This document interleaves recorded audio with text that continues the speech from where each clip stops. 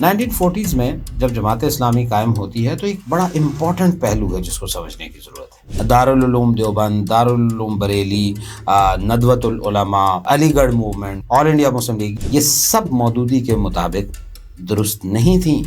مودودی صاحب اس بات کے قائل تھے کہ عورت کی حکمرانی جو ہے وہ پرسکرائبڈ نہیں ہے، اس کے باوجود مودودی صاحب جو ہے وہ لالٹین لے کر فاطمہ جناح کی ملک کے کونوں کونوں میں جاتے ہیں اور اس کی کیمپین کرتے ہیں ایوب خان کے خلاف۔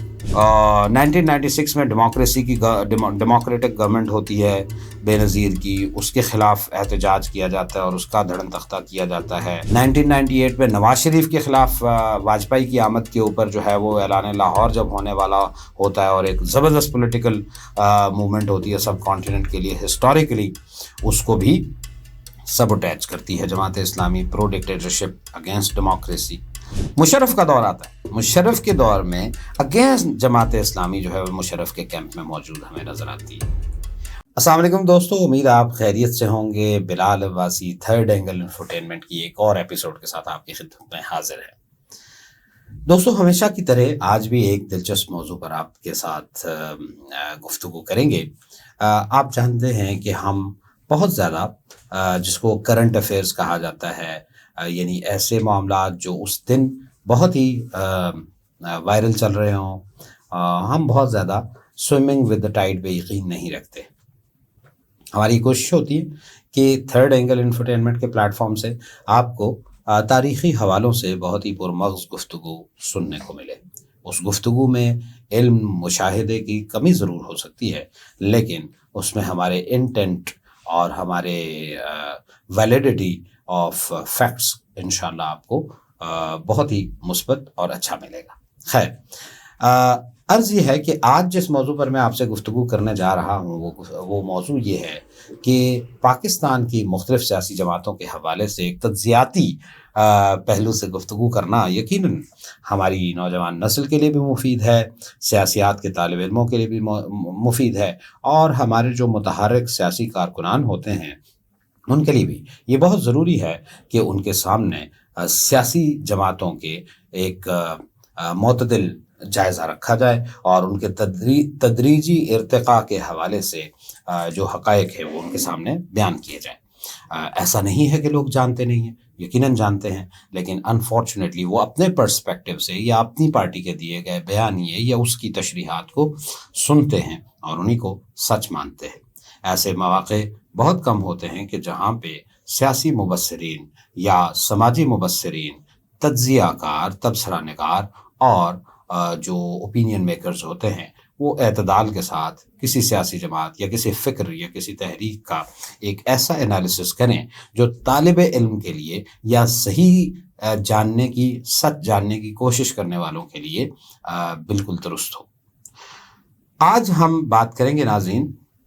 پاکستان کی ایک بہت ہی دلچسپ، میں دلچسپ کیوں کہہ رہا ہوں آگے چل کے آپ کو گفتگو سے اندازہ ہو جائے گا، دلچسپ مذہبی سیاسی جماعت یعنی کہ جماعت اسلامی کے تدریجی ارتقاء اور ان کی سیاست کا ایک مختصر سا جائزہ لیں گے۔ جماعت اسلامی جو ہے وہ سید ابوالعلا مودودی نے بنائی تھی۔ مودودی بنیادی طور پہ ایک طالب علم سے تدریجی مراحل سے گزرتے ہوئے وہ ایک صحافی ہوئے۔ غالباً 20s کی بات ہے کہ جب وہ جو جمعیت علماء ہند یا دارالعلوم دیوبند کہہ لیجئے، ان کا جو اخبار تھا، یعنی دیوبند فکر کا جو اخبار تھا، اخبار مدینہ، اس کے ایڈیٹر ہوئے اور وہ ایڈیٹوریل لکھتے رہے اور اداریہ لکھتے لکھتے وہ ایک بہت ہی ممتاز محقق اور صحافی کے طور پہ جانے پہچانے لگے بر صغیر پاک و ہند۔ دو ہی واز ینگ، اور اگر آپ اس دور کی ان کی تصاویر دیکھیں تو وہ شیو کرتے تھے، مونچھیں رکھی ہوتی تھیں اور وہی پینٹ شرٹ پہنی ہوتی تھی، اور he was like any other learn young man of that time. Almost 1930s کے دوران جب ان کی جو فکری ارتقاء تھا وہ دیوبند کے علماء کو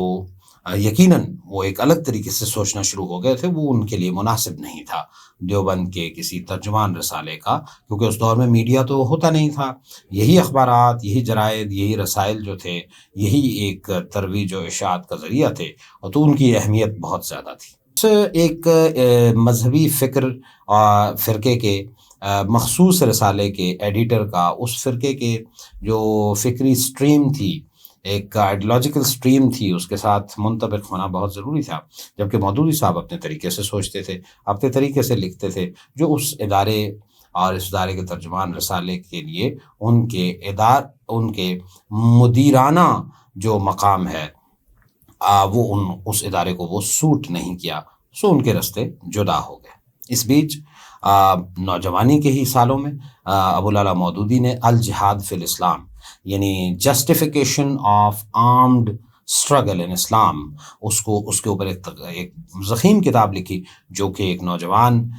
محقق کی حیثیت سے، صحافی کی حیثیت سے یقیناً ایک بہت ہی بڑا کارنامہ تھا۔ اس حوالے سے اقبال نے اس دور میں ان کی پذیرائی بھی کی اور ان کو اس حوالے سے شاباش بھی دی۔ تدریجی مراحل سے گزرتے ہوئے میں بہت ہی وہ نمایاں حقائق آپ کے سامنے رکھوں گا کہ جو بہت ریلیونٹ ہوں گے ان کی جو جماعت اسلامی کی سیاسی تدریجی ارتقاء کو سمجھنے کے لیے ضروری ہیں۔ دریں اثنا اسی طرح وقت گزرتا گیا، مودودی صاحب اپنا جو ریسرچ ورک ہے اس کو جاری رکھے ہوئے تھے، اور ترجمان القرآن ایک رسالہ انہوں نے شائع کرنا شروع کیا، کچھ مضامین لکھنے شروع کیے، ہندوستان بھر میں، بر صغیر، پاک و ہند میں، طول و عرض میں جو لوگ ان کے قارئین تھے وہ ان کی طرف متوجہ ہوئے، اور اسی طرح سے غالباً 40 یا 41 میں انہوں نے جماعت اسلامی کی بنیاد رکھی۔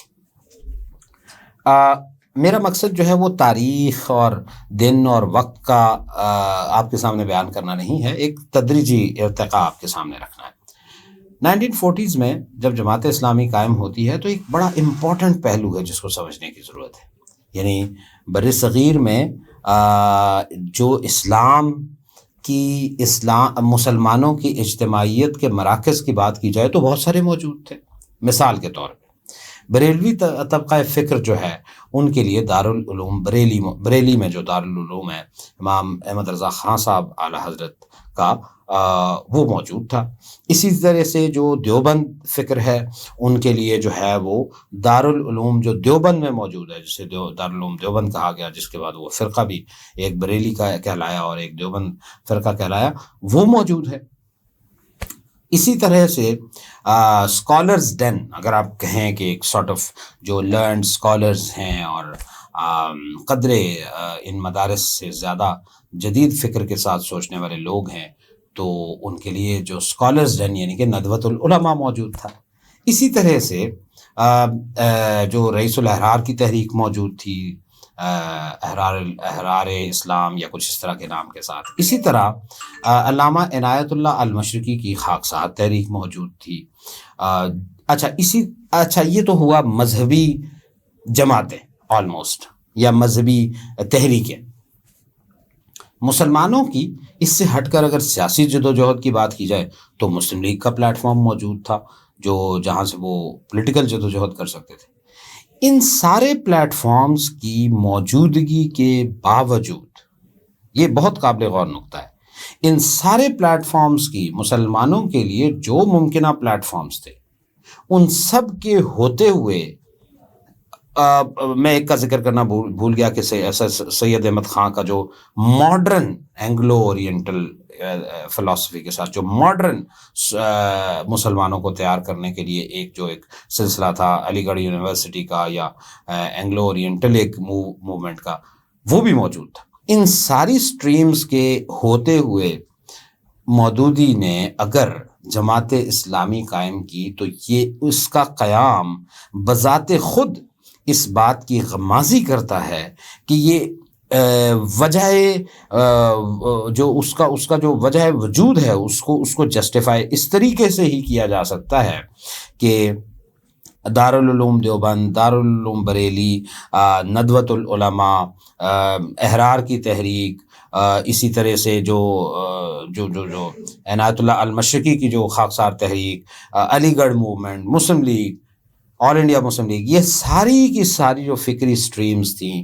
یہ سب مودودی کے مطابق درست نہیں تھیں. اگر درست ہوتی تو وہ انہی سٹریمز میں سے کسی ایک سٹریم کے لیڈر ہوتے، اس میں وہ شامل ہو جاتے، لیکن انہوں نے ایسا نہیں کیا. یہ قدم بذات خود اس بات کی گواہی دیتا ہے کہ وہ ان تمام سٹریمز سے اتفاق نہیں رکھتے تھے، تو ایک نئی فکر وہ لے کر آئے. اچھا، میں I'll be very quick to comprehend تاکہ ہم اس نتیجے پہ پہنچیں جس پہ ہم جاننا میں لے کے جانا چاہتا ہوں ہمارے سننے والوں کو. اسی طرح جماعت اسلامی قائم ہو جاتی ہے، اس کے پھر پاکستان، اس سے چند سال بعد پاکستان قائم ہوتا ہے. جماعت اسلامی چوز کرتی ہے پاکستان کے ساتھ چلنا، اس کے بعد اس میں پاکستان کے اندر آ کے اپنی جدوجہد کو جاری رکھنا، گڈ ٹو گو. اس کے بعد مودودی صاحب کی جب تک وہ جماعت اسلامی کو لیڈ کرتے رہے تو ایک سب سے بڑی جو سیاسی جدوجہد آتی ہے وہ آتی ہے ایوب خاں کے دور میں، فاطمہ جناح اور ایوب خاں کا مقابلہ. اس دور میں فاطمہ جناح کا انتخابی نشان لالٹین تھا، تو مودودی صاحب جو فکری طور پہ ترجیحی بنیادوں پہ اس بات کے قائل تھے کہ عورت کی حکمرانی جو ہے وہ پرسکرائبڈ نہیں ہے، اس کے باوجود مودودی صاحب جو ہے وہ لالٹین لے کر فاطمہ جناح کی ملک کے کونوں کونوں میں جاتے ہیں اور اس کی کیمپین کرتے ہیں ایوب خان کے خلاف. یہ مودودی صاحب کی فکری کلیرٹی تھی کہ وہ بہر طور جمہوریت کے ساتھ چلنا چاہتے ہیں، جمہور کے ساتھ چلنا چاہتے ہیں، اور وہ مسلمانوں کی یہی رہنمائی کرنا چاہتے ہیں کہ worst democracy is better than the best dictatorship. اچھا، یہ تو ان کا ایک قدم ہے. اس کے بعد اگلے پاکستان میں جب عامر آتے ہیں ضیاء الحق بھٹو کے بعد، بھٹو کے دور میں ایک پی این اے کی تحریک چلتی ہے، ہم کسی اور ویلاگ میں اس پہ بات کریں گے، جو پاکستان نیشنل الائنس، جس کے بارے میں کہا جاتا تھا کہ 9 ستارے چاندی کے بیٹے سب ہیں گاندھی کے، اس طرح کی ایک موومنٹ چلتی ہے. تحریک ختم نبوت کی بات بھی ہم پھر کبھی کریں گے، تحریک نظام مصطفیٰ کی بات بھی بعد میں کریں گے، ہم جو ہے وہ قادیانیت کے حوالے سے جو تحریک چلی اس کی بات بھی بعد میں کریں گے. ہم ایک جمپ کر کے آتے ہیں ضیاء الحق کے دور میں. ضیاء الحق کے دور میں مودودی صاحب کے بعد پہلے امیر جماعت میاں طفیل صاحب ہیں، جو کہ ان کی رشتہ داری بھی تھی ضیاء الحق سے. بہرحال یہ ایک برطرف کرتے اس بات کو. ضیاء الحق کے دور میں، یعنی جب ایوب خان کے دور میں جماعت اسلامی فاطمہ جناح کے کیمپ میں ہوتی ہے، اس وقت کے بعد جماعت اسلامی کی پولیٹیکل کیسٹریشن کر دی جاتی ہے، اور اس کے بعد جو بھی انجینئرنگ ہوتی ہے، جو بھی میتھڈالوجی ہوتی ہے، یہ میں آپ پہ چھوڑتا ہوں. اس کے بعد ضیاء الحق کے دور میں میاں طفیل صاحب فار اینی گڈ اور بیڈ ریزن وہ ضیاء الحق کے اتحادی بن جاتے ہیں. اس میں بہت ساری دلائل موجود ہیں، اس وعدے پہ اس وعدے پہ چھوڑیے، لیکن بہرحال وہ اتحادی ہو جاتے ہیں. اس کے بعد تسلسل کے ساتھ اسلامی جمہوری اتحاد بنتا ہے قائد صاحب کے دور میں، تو پرو ڈکٹیٹرشپ. اس کے بعد اسلامک فرنٹ بنتا ہے، انڈائریکٹلی پرو ڈکٹیٹرشپ. اس کے بعد مشرف کا دور آ جاتا ہے، وی جمپ فارورڈ. بلکہ 1996 میں ڈیموکریسی کی ڈیموکریٹک گورنمنٹ ہوتی ہے بے نظیر کی، اس کے خلاف احتجاج کیا جاتا ہے اور اس کا دھڑن تختہ کیا جاتا ہے، تو ڈیموکریسی کے خلاف پرو ڈکٹیٹرشپ. اس کے بعد 1998 میں نواز شریف کے خلاف واجپئی کی آمد کے اوپر جو ہے وہ اعلان لاہور جب ہونے والا ہوتا ہے، اور ایک زبردست پولیٹیکل موومنٹ ہوتی ہے سب کانٹیننٹ کے لیے ہسٹوریکلی، اس کو بھی سبوٹیج کرتی ہے جماعت اسلامی، پرو ڈکٹیٹرشپ اگینسٹ ڈیموکریسی. مشرف کا دور آتا ہے، مشرف کے دور میں اگینسٹ جماعت اسلامی جو ہے وہ مشرف کے کیمپ میں موجود ہمیں نظر آتی ہے، اور پرو ڈکٹیٹرشپ اگینسٹ ڈیموکریسی.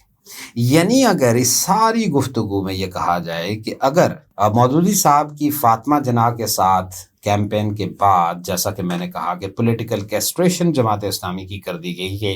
اس کے بعد جماعت اسلامی کبھی بھی اپنے ان اصولوں، ان بنیادوں پر کہ ہم نہ تو کسی مذہبی سٹریم، جیسے کہ میں نے پہلے کہا، نہ تو ہم کسی مذہبی سٹریم کے ساتھ منسلک ہیں، ہم اس سے الگ ایک فکری دھارا ہے نہ وہاں کھڑی رہ سکی، نہ ہی پولیٹیکلی اس اپنے پرنسپل سٹانس پہ کھڑی رہ سکی کہ whatsoever we are with democracy. یہ وجہ ہے کہ جماعت اسلامی پولیٹیکل پاپولیرٹی حاصل نہ کر سکی. بہت ساری اچھائیوں کے باوجود کاؤنٹ لیس ان کی میں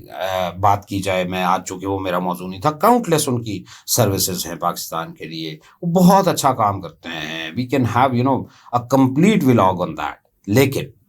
پولیٹیکلی وہ اگر امپاور نہیں ہو سکے تو جہاں ان کی اسٹیبلشمنٹ یا دیگر لوگوں کا کردار ہو سکتا ہے، وہیں سب سے نمایاں کردار اور زیادہ پرسنٹیج اس بات کی ہے کہ جماعت اسلامی نے مودودی صاحب کے بعد اپنی وہ فکری بنیاد پولیٹیکلی چھوڑ دی کہ whatsoever we are we will be pro democracy. Thank you very much.